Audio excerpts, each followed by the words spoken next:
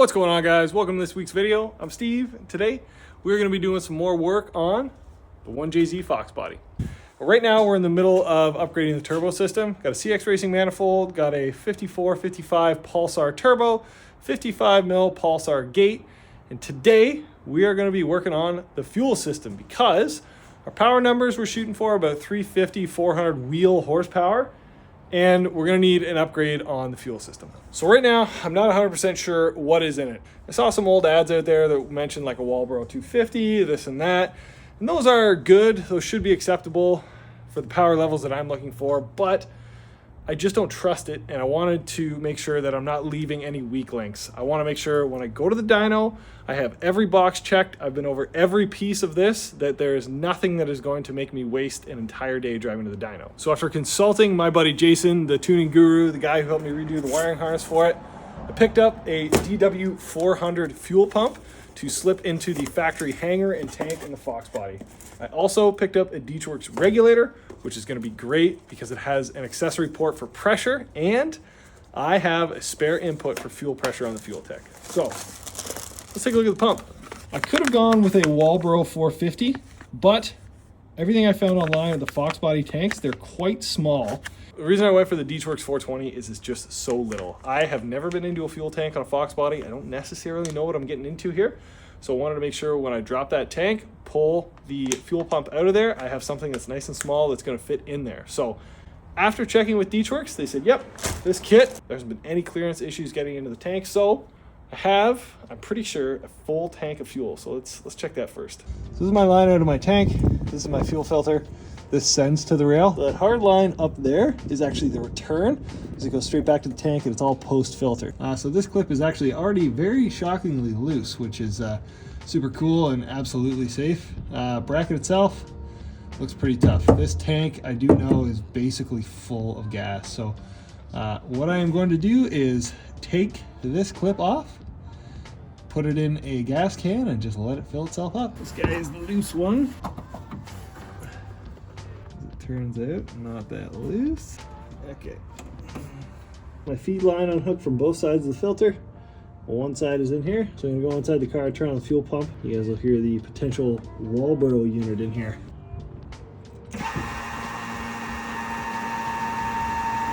I'm gonna go get my computer. Let's fire off the fuel pump and drain this tank. I've got my fuel feed into there. I'm looking at about half a tank. And the perfect thing is, because I've got the Fueltech here, I can just go to my output section, which is right over here. Outputs are under sensors and calibration. Go to the very bottom one. All these are labeled during our setup and tuning, and all I have to do is hold the test button. And all my fuel is draining in here.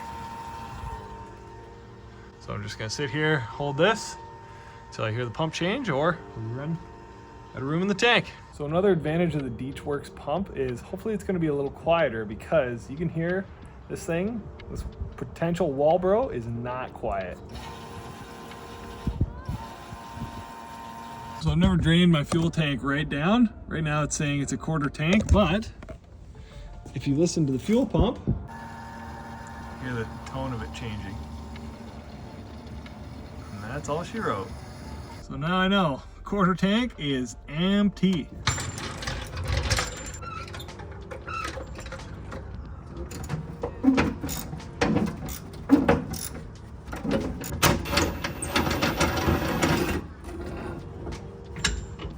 Easy.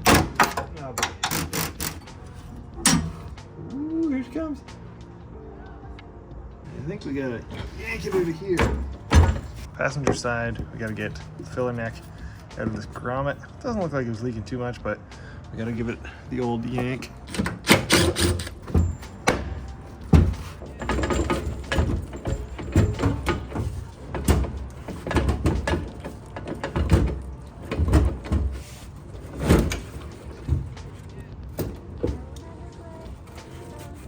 So here's my tank. This is where the fuel pump lives. So that is the send line. This is the return line. This is my vent line. This is going to be my connector to the fuel pump. So you can see over here, filler neck, and let me pop you guys inside. Look inside my foxbody fuel tank. This thing is looking super slick. Looks super clean. It must be your new tank, but I'm loving it. I got my vent line undone. I got my fuel feed line undone. Bit of a mission here. This feed line was a bit of a bear because of this fitting right here. You see there's two little clips in there that face inwards toward the hose. I, like a genius, bought a fuel line disconnect tool and didn't bring it. So I packed the inside of this with wire to push these clips out of the way, because those clips are holding onto this ridge, and then I just pull it right back off. So now we gotta knock this collar off. But before I do that, I'm gonna clean up some of the junk in here because it's super gross, because we gotta get this fuel pump unit out of here. This way.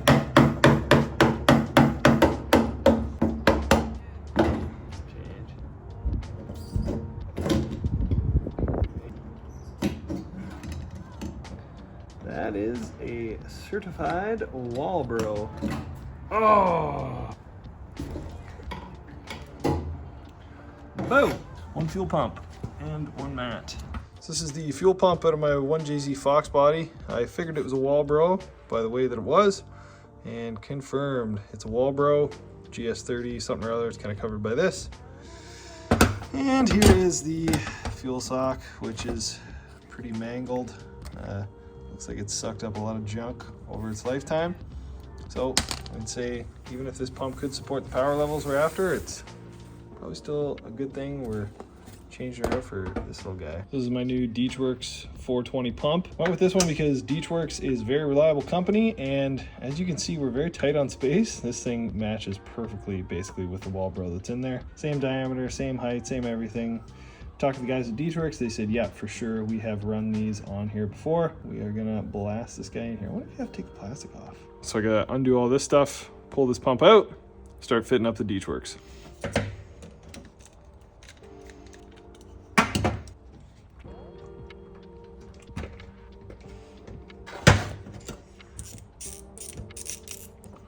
Stiff. You can even see this screen caught some of it. All right, job done. Liberated. Walbro 307. I don't know what that means. Okay, had to bend this guy out of the way. Had to trim the very bottom of this guy. Looks like this insulator goes on the very top of it, like so. Cut the little feet off of it, just because it was standing a little too proud in there. Now, try and slide her back in. Boom. Okay, so what I'm gonna do is actually test fire the pump out of the tank. Not gonna do it for too long. I just wanna make sure that this thing actually works, and then probably put it in the tank, and then I'm probably gonna try and drain the rest of the tank out. So we'll see what happens.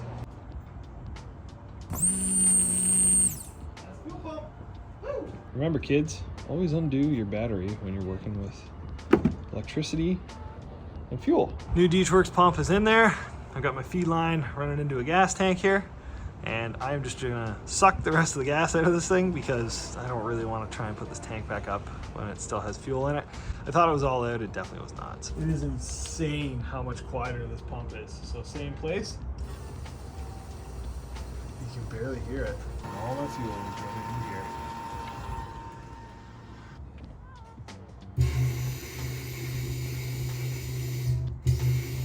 But before we throw this thing back in the car, this car was neglected.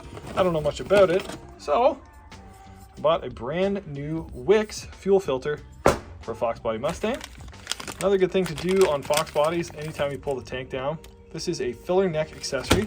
Goes on the very side of the tank. Let me show you. So this right here seals that right there. Imagine over time that thing's gonna get like rusty, crusty, nasty. I don't know how old this thing is. Like I said, kind of unknown on the car on some spots. So I'm taking the extra $10 and 10 minutes to just fix this, because if I get all the way to the dyno and the fuel filter is clogged, I'm gonna be pissed. If I get all the way to the track and I'm sloshing fuel all over the place because I didn't replace this, I'm gonna be pissed. So just do it now. Buy once, cry once, get it over, get it done. Honestly, it doesn't look that bad. You are gonna move into spare duty, just in case me or another Foxbody homie needs you at the track. We're putting the new one in. It's a little tighter. That's fine. Totally. That's why. There you go. Aha. Okay.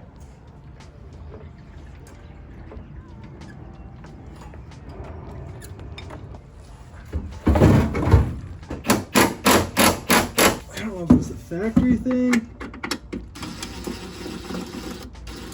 Ooh, come on now. Ah, it's full fuel. Ah, now it goes full fuel. I don't like the way this looks, so I'm just gonna.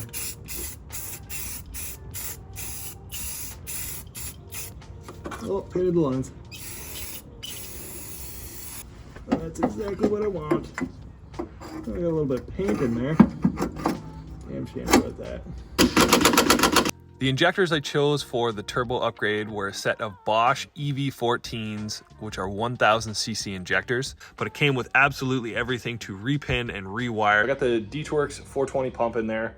I've also got a Dworks fuel pressure regulator, which I'm gonna wire in with an electronic pressure sensor. And I've gotta do a bunch of weird conversion stuff to the rails. So originally the rails take something like this. It's like a banjo bolt on the feed side, and there's gonna be a factory fuel pressure regulator on that side.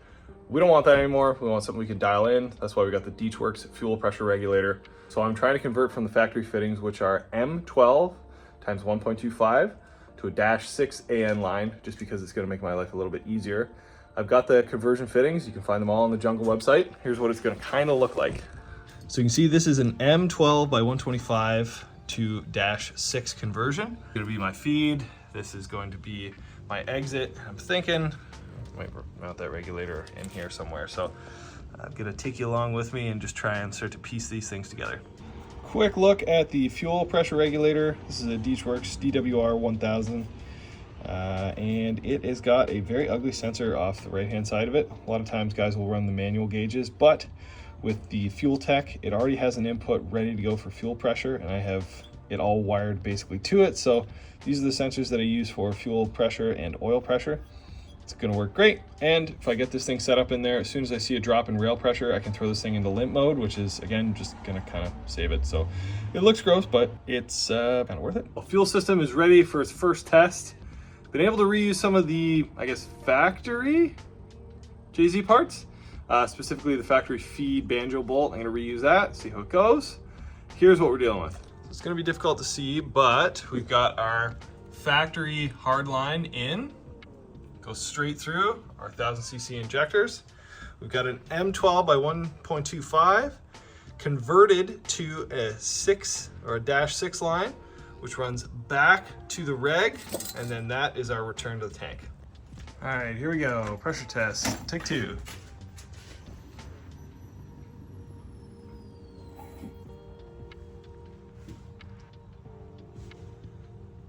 That did her. I don't think we got any leaks. There's no gasket on that lower intake manifold, but all these fittings work, and I was finally able to pin the fuel pressure regulator properly. So you can just see down there, it's temporarily put in. So that means we now have to move on to rewiring all of the injectors, and then of course permanently wiring in the fuel pressure regulator. So I'm gonna start doing that, and it's gonna be a lot of very small, tedious work, which is kind of boring. So we'll get down to that and start working.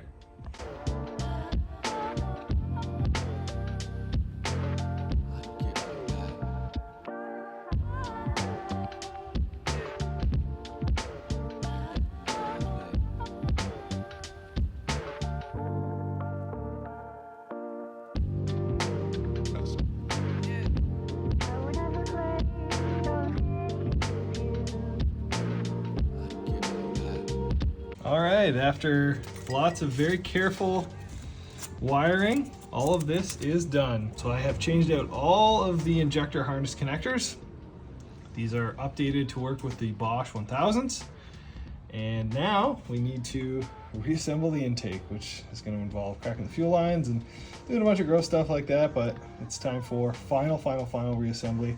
Last step before we do some fire up is we got to do some tuning. So I changed fuel pressure. It's right here. So I want this sitting around 45-50.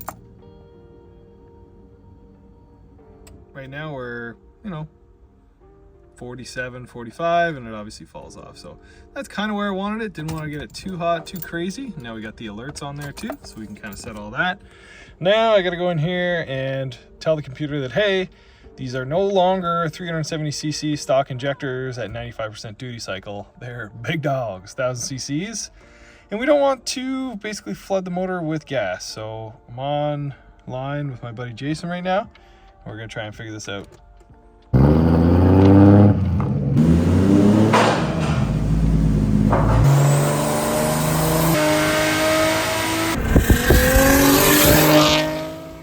So it's a few weeks later, we're back from the dyno, and things didn't really go as I had hoped. Now, there was no real problems with any of the new turbo system or anything like that. The biggest problem was this thing just did not make what we were hoping for. We were hoping for 400 wheel, and it only ended up making about 340. So that definitely warrants some more investigation, but as we look into this and try and squeeze more power out of it, I have to address the final piece of the fuel system that I ignored, which is the wiring. So it currently has the factory foxbody wiring in it, which is about a 14 gauge wire. So when you pick up the DW420 pump, they recommend you have to run their high current single pump wiring harness kit.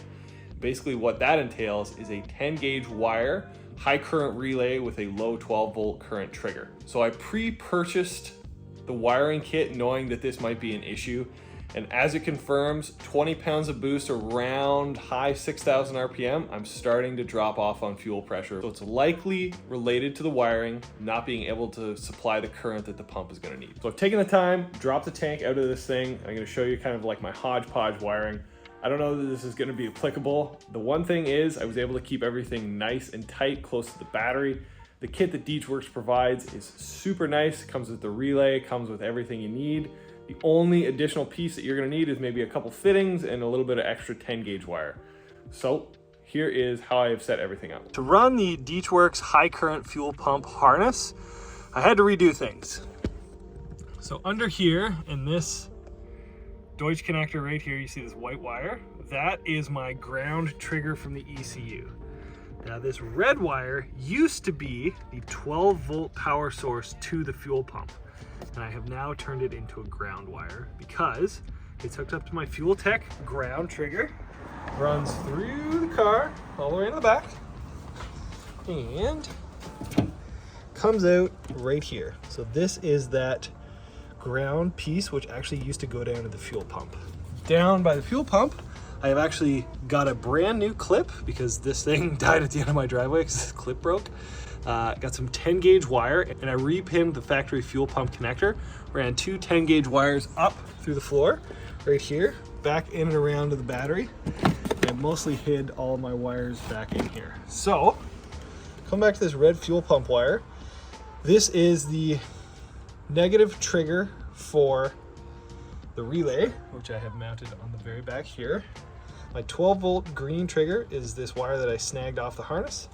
And then I just ran my 12 volt 10 gauge wire to the fuel pump, which is this guy, wired it directly to the battery. And then I wired the fuel pump ground directly to the battery. And that is going to get us nice, constant, steady fuel pressure, because that was definitely a problem before. So we just gotta get the tank back up in this, and that wraps up the fuel system. There's a couple of resources you're looking for. The Fueltech website has a great calculator that's gonna show you the amount of fuel pump and the amount of injector that you need.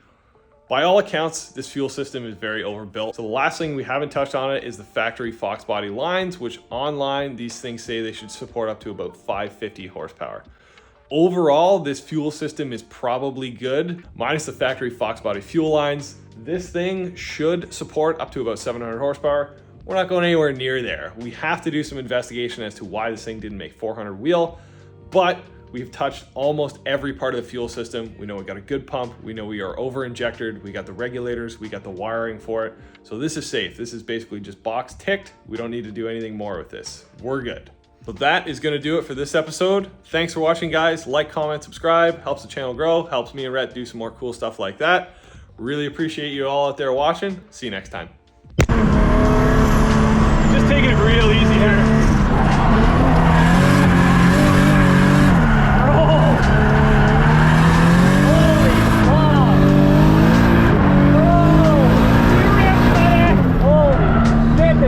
Forward bite.